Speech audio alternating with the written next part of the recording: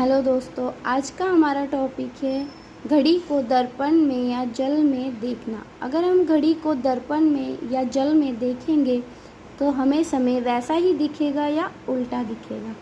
चलो आज इसको जानते हैं। पहला क्वेश्चन है हमारा, यदि घड़ी में 9:20 हो रहे हैं तो दर्पण में देखने पर घड़ी के जो उसमें प्रतिबिंब है उसमें कितना समय होगा।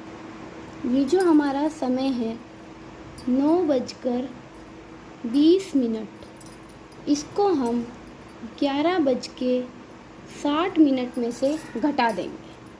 ठीक है दोस्तों, तो 0 में से 0 जाएंगे 0, 6 में से 2 जाएंगे 4 और 11 में से 9 जाएंगे 2।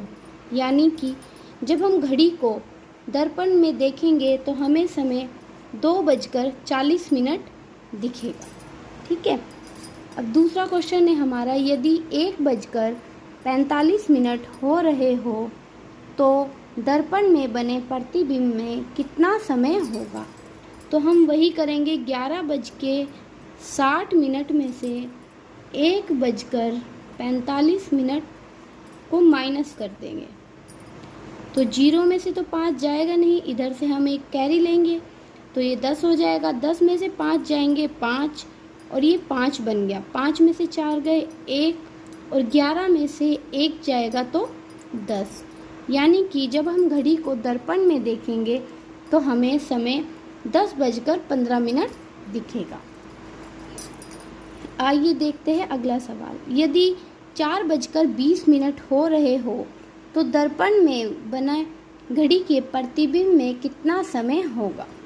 इसको भी हम ऐसे ही करेंगे, 11:60 में से 4:20 को माइनस कर देंगे और हमारा समय क्या आएगा, 0 में से 0 0, 6 में से 2 4 और 11 में से 4 जाएंगे 7, यानी 7:40। अगर हम घड़ी को दर्पण में देखेंगे तो हमें कितना समय दिखाई देगा, 7:40।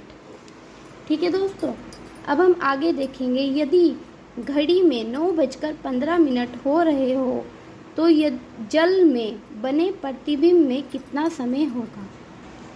एक बात का ध्यान रखना दोस्तों, यहाँ पर हम दर्पण में नहीं जल में देख रहे हैं प्रतिबिंब। काय में देख रहे हैं, जल में।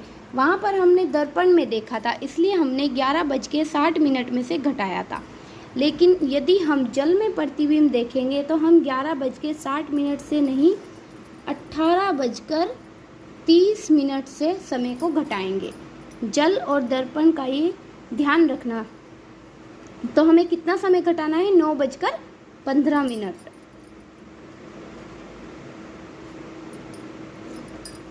जब ये 30 है, ये 15 है, जब इसमें से इसको हम माइनस करेंगे तो हमारे पास यहाँ पर 3 बचेगा और इधर 9। यानी कि जब हम 18 दर्पण में इस समय को देखेंगे तो ये हमें जू का तू दिखाई देगा।